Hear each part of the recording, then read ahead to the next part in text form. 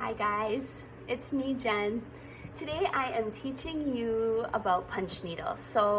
I'm going to introduce you to punch needle. I have punch needle kits going out to libraries. We're going to go over the basics and do a little project, and I hope you love it. So let's get started.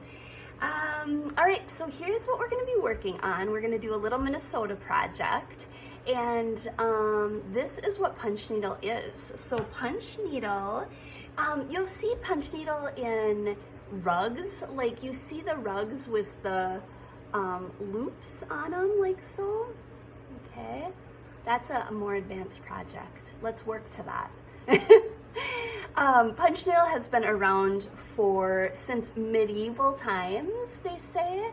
And so I grew up in the 70s watching my grandpa punch needle really huge rugs and wall hangings. I have some of them, and really fell in love with punch needle. So I love doing it. It has made a comeback. You'll see it lots of places. You'll see pillows punch needle, which are really cute. You could do this project and put it on a pillow, sew it on a pillow. That would be really cute.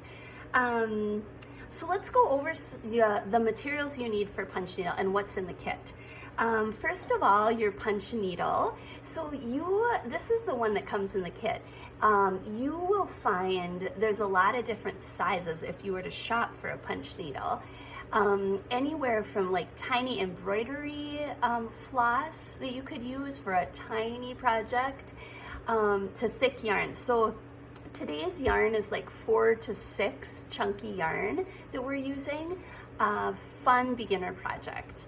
And then also with punch needle, with your needle, you need a threader. So this is a threader, and I'll teach you how to use that.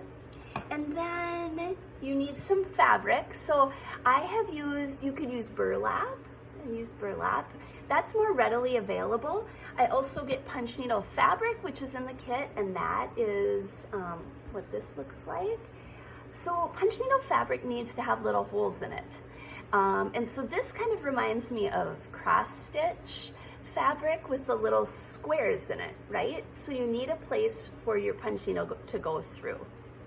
All right, so punch needle fabric, and then a hoop, embroidery hoop. So this is in your kit as well. Depending on a project, if you're going to do some of these in the future, you can get big ones or tiny ones to use with your project. Okay, and then yarn. So like I said, we're using 6 chunky yarn for our project. You could even use 5. I think you could even use 4 probably with these needles. And yeah, so let's begin. Okay, so the first thing that you need to do is you can put your fabric in your hoop. So you've got your hoop, take it apart, and then put your fabric on the single one, okay, the single circle, and then put the circle with the screw on the top, and then you might need to loosen it to get it back on there. This is working good. You want to tighten this as much as you can. The punch needle really loosens it up, so you want to make it as tight as possible. So this is in there pretty good. Like I said, you can tighten this as much. You don't want to strip it, but tighten this as much as you can for your fabric to be taut, okay? All right, so then, something about putting your fabric in here, you want your pattern to be on the back side. So here's the front, all right, and your pattern will be on the back, all right? So I've drawn out your Minnesota. We're gonna be working on the back side of our project, all right? So let's string our needle. What you do with this is you put your little threader all the way down through your punch needle with the little white square at the top, all right? And then you put the yarn through the wire at the bottom, that wire loop, and then you pull it through.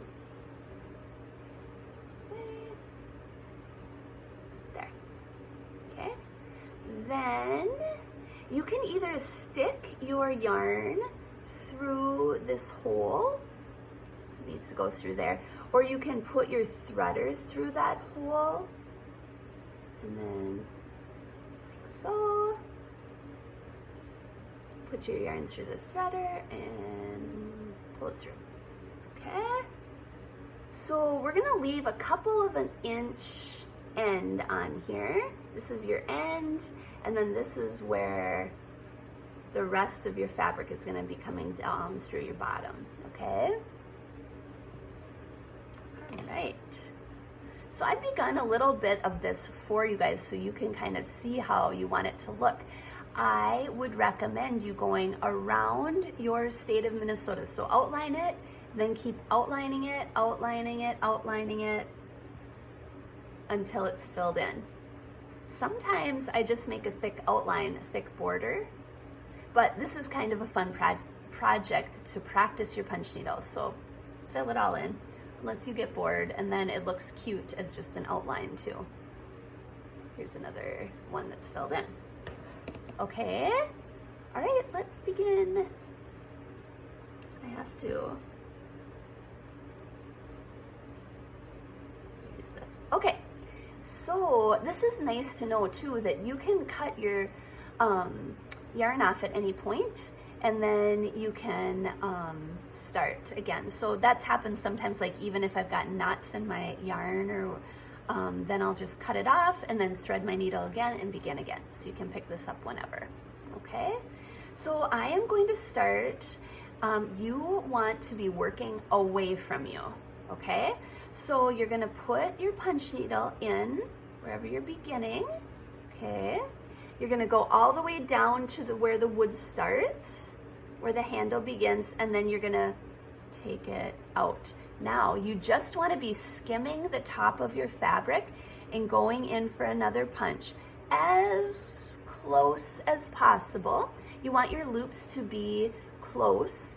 However, as you work on your project, they really fill in, okay? So they don't have to be super tight, because the next time you come around, you can fill in, all right?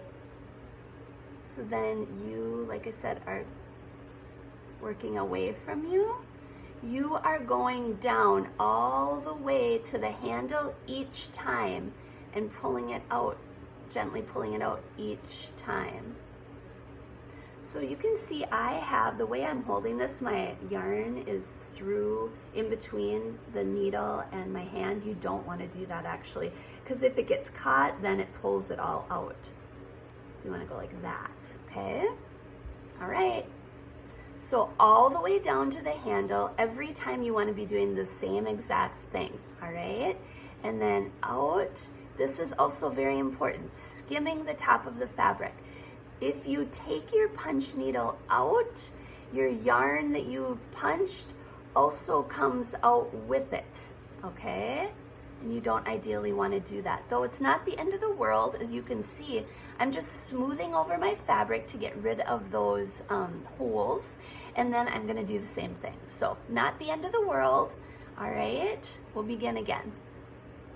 All the way down to the handle, up, skimming the fabric, down again, working away from you. All you need to be doing is making enough when you're deciding where you want to go to make your next punch. Just enough room to allow for that needle, okay? They can be tight together. Working away from you. So I'm going to turn it this way so you can get a different angle on it. Okay.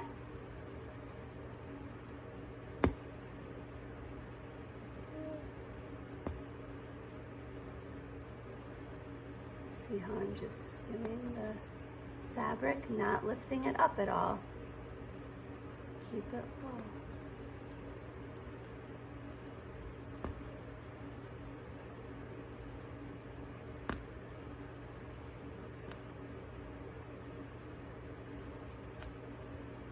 Perfect. Okay, now my thread is done. All right, so you can see, so the back of our project is pretty flat. You want it to be pretty flat. You don't want it to have big loops back here. But the other side, the front, you do want it to have loops. So these are pretty evenly matched, same size. You could see like up here, I didn't get totally tight.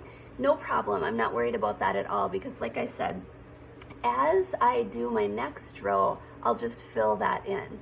You can always be checking the front to make sure that it is filling in nicely, okay?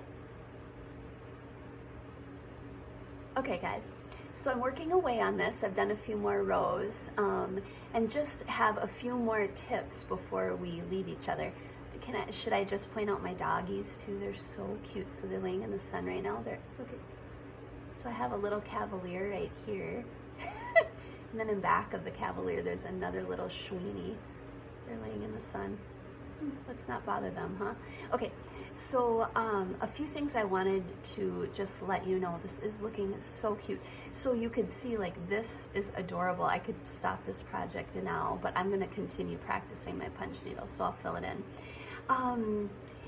You guys, your yarn needs to be totally, like my yarn got caught, I was done with it and it was just like tight against it, and then I looked down and I'm like, my loops weren't forming.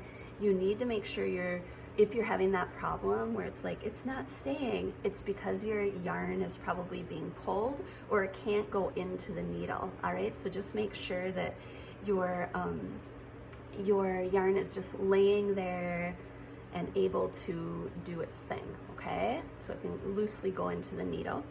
Another thing is the fabric really loosens up easily in this hoop. So what I have found that I am doing a lot of the time when I'm working on this is I am holding my hand on the fabric, making it tight, because you don't really want to be, I mean, you certainly can be tightening your fabric in the hoop all the time, but it loosens up easily because it's being punched so much. So I just kind of tighten it with my thumb and then continue. I don't know, I guess I think that it's quicker. That's just a tip, all right?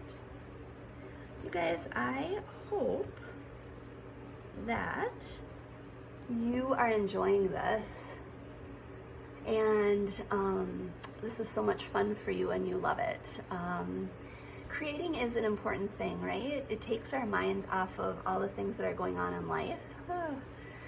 We don't always have to be adulting. We can be doing things like this and make us happy, right? So let me know of any questions you may have, and I hope you enjoy.